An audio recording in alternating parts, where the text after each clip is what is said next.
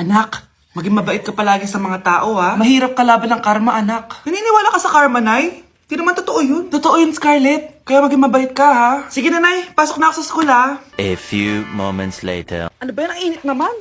Balimos, baka may barya ka dyan, Iha. Tumabi ka nga dyan, malilate na ako. Kahit 5 piso lang, Iha. Wala! Tsaka huwag ka lumapit sa akin, baka mahawak sa kapangitan mo. Nay, nakauwi na ako. Oo, anak. Anyari dyan sa mukha mo? Ganda ko, diba? Ano nangyari? Hindi pwede to. Ano nangyari sa mukha ko? Ano ba kasi ginawa mo? Wala! Yung totoo, naging mabait ka ba? Kahit 5 piso lang, Iha. Wala! Tsaka huwag ka lumapit sa akin, baka mahawak sa kapangitan mo. Anak! Saan pupunta yun? Nasaan na yung pangit na yun? Manda ka sa akin. Hoy! Ano ginawa mo sa akin, ha? Hinawaan mo ako ng kapangitan mo! Hindi ka pa rin natuto, Scarlett, no? Ha?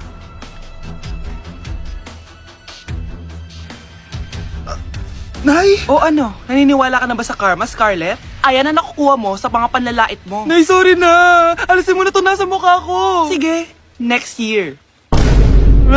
Paano na ako magkakajowa neto?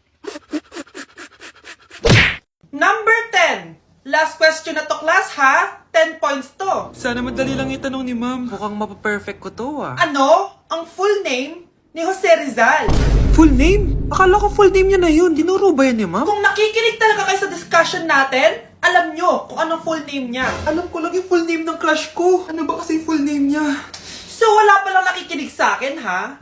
Sige, perfect sa exam ang makakasagot sa akin. Ah, ma'am, alam ko po. Okay, Cheska, ang full name ni Jose Rizal ay Jose Protasio Rizal Mercado E. Alonso Rialonda. Very good! Perfect ka na, ha? Yes, thank you, ma'am. Ma'am, bakit pa ba namin kailangan pag-aralan yung full name ni Rizal? Itatanong ba yun sa amin kapag mag-a-apply na kaming trabaho? Oo nga, ma'am. Parang di naman kailangan pag-aralan yan. Perfect na sana ako, eh. Pinag-aaralan natin siya kasi marami siyang nagawa at naiambag sa bayan natin.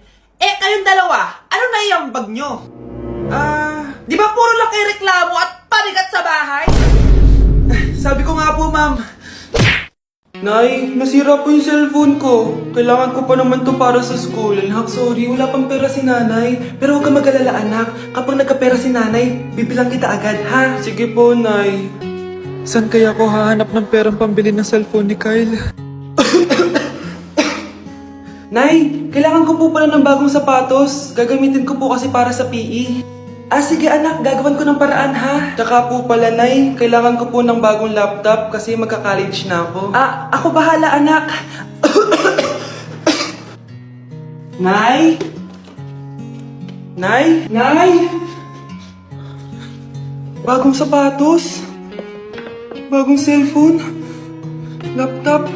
Paano nabili lahat ni nanay ito? Nay! Kyle, yung nanay mo. Nasaan po si nanay? Nasa hospital ngayon yung nanay mo, Kyle. Mas inuna niyang bilhin yung mga kailangan mo kaysa sa mga gamot niya. Nay! Ay, perfect! Masabog siya! Masabog. Sabi na Versace! Love you. Thank you so much. Happy Valentine's Day, everyone! So, kakatapos ko lang mag-aral ngayon. And ayun guys, susurpresahan natin si Honey Bunch. Ayun guys, binilan ko siya ng cake. Tapos ito special gift to. Tapos ito flowers. Tapos sa likod nitong car, ayun may balon doon. May mga balloons doon sa likod. Tapos doon ko gagawin yung surprise ko mamaya. And hinihintay ko siya ngayon. Ang tagal-tagal niya pumunta dito. And also guys, later magdi-date kami. Magdi-dinner kami somewhere around BGC. And ayun guys, kayo, kamusta naman yung Valentine's Day niyo? Special tong Valentine's sa akin kasi last year ang dami naming na-achieve. And then 3 years na kaming magjowa ni Honey Bunch. So, kaka 3 years lang namin noong January 12. So, marami na kaming achievements. And this is just a celebration of that. And more celebrations to come. So, susulatan ko rin pala siya ng letter. Ayan, para sweet tayo. Ayan, para ma-feel niya talaga na mahal ko siya. Ayan. Wala pala akong papel guys. Envelope lang to. Tapos, dito na lang ako sa likod magsusulat. Pwede naman yun, di ba? Hindi talaga ako ma-letter na tao, pero today is a special day. Kaya bibigyan natin si Honey Bunch ng letter. Sana na-touch ka. So tapos na ako. 1, 2, 3. Siya lang pwede magbasa neto. Guys, may problema ako kasi ang hangin dito. Pag binuksan ko tong likod ng kotse ko, lilipad lahat ng balon sa daan. So di ko alam kung paano mangyayari niyan mamaya. Guys, nandito na siya. Happy Valentine's Day! Uy, ang ganda nito. Right. Happy Go Valentine's outside. Day. Thank you so much. Sunflower. Let's go outside. Nasa damit ko. Come here, baby. I have another gift for you. Ay, shit. Ay, perfect! Pasabog siya! Pasabog siya! Huwag mo na bubuksan mamaya na yan. Ito yung snack mo. Ito yung snack mo mamaya. Happy Valentine's. Let's mo na take a doon. pic.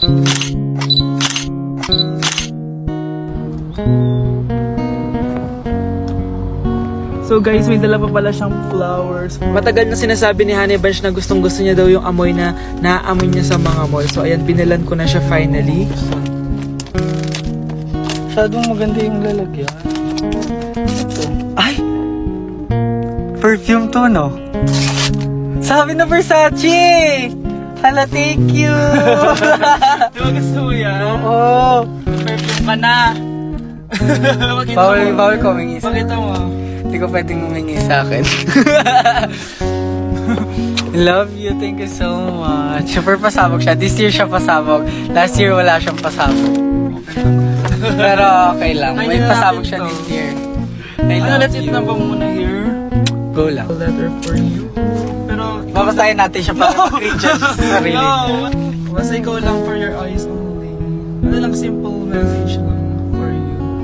So after noon, ayan, kumain na kami dahil nagutom na kami dalawa. Kumain kami sa Japanese restaurant kasi nag-crave daw siya ng Japanese food. So dipindot pala dito pag mag-order, guys. Nagpabili nga pala siya ng California Maki tsaka yung chicken. Hindi ko alam kung anong tawag dun. Ayan, so sana nag-enjoy ka naman, Honey Bunch, and I love you so much. More achievements to come and sana di pa tayo mamatay, no?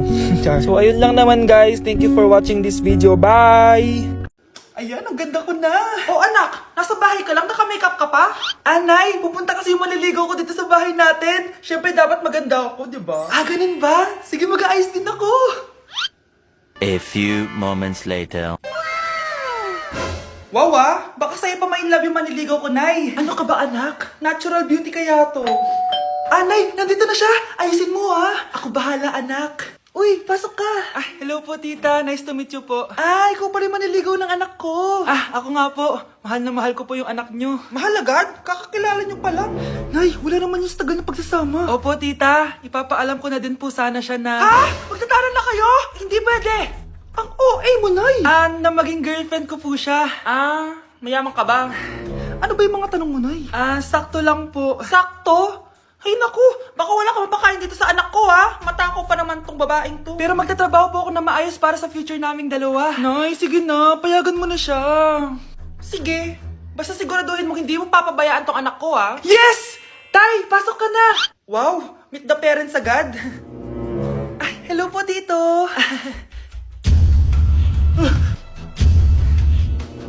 Bakit, Nay? Ex ko yan, anak. Siya yung nagloko sa akin dati.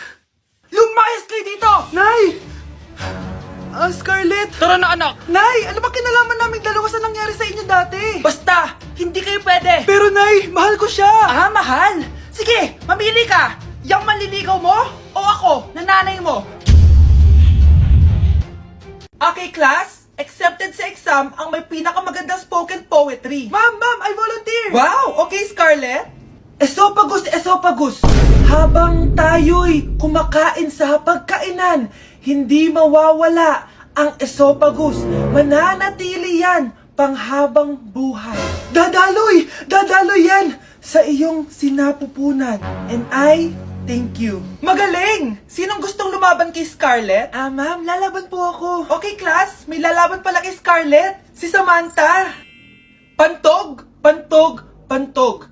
Kapag tayo'y umiihi, syempre, kailangan hindi mo mapigilan ang iyong ihi, syempre, para iwas bato, para iwas sakit, syempre, may point siya. Kaya kung ayaw mo yun, umihi ka na umihi, para yung pantog mo, hindi magkaaberya ng ganon. And I thank you. Okay, class, parehas silang magaling. Kaso, isa lang ang mananalo. Sana ako yung manalo para perfect na ako sa exam. Sigurado namang ako yung mananalo dyan. Galing ko kaya. Ang nanalo ay si... Ako po, ma'am. Lalaban ako. Sige, Michael. Putok, putok. Nangangamoy putok na dito. Matuto rin kayong maligo. Hala, na paano siya? Be, anong iniiyak-iyak mo dyan? Nagre-relapse ako, be. Nakita ko kasi mga favorite song namin sa Spotify rap results ko. OA mo, be. Okay, class. Kanina notebook to? Hala, diary ko ba yun? Sige, tatapon ko na to. Total, wala naman may-ari sa inyo, ha? Ma'am, wait!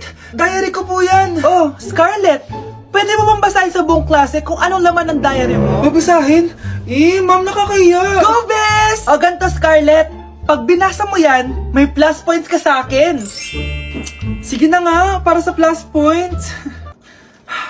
Dear Diary, niligawan ako ng crush ko. Para ako nasa movie at kami yung bida. Siri, play Snow on the Beach. Yee! Ang harot kaya pala may Taylor Swift ka sa Spotify rap mo ha. Ano ba? Ito na nga, next na. Dear Diary, nagselo siya sa boy best friend ko. Gusto niya na makipaghiwalay sa akin. Hindi ko kayang mawala siya. I will die for you. OMG! Hula ko. Nasa Spotify rap pa si The Weeknd, no? Eto na nga. Medyo masakit to. Dear Diary, balita ko, may bago na siyang girlfriend. At yung best friend ko pa yung bago niya.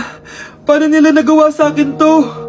Parehas silang traidor. Hala, okay lang yan, bes. Kaya, ayun, nasa top song ko yung Kill Bill ni SZA. Magre-relapse na yan! Tumigil nga kayo! Class, tumigil na! Hello ma'am, sorry I'm late. Nga pala, class, may bago pala kayong kaklase. Dear Diary, eto na ba yung binigay ng universe para sa akin? Hi classmates, my name is Jake. Ang pogi ng pangalan tapos ang tangkad niya pa. Siya na talaga yung para sa akin. And sa mga nagtatanong, may jowa na po ako. And 3 years na po kami. Dear Diary, suko na ako. Ayoko na magjowa. Mamamatay na lang talaga akong single.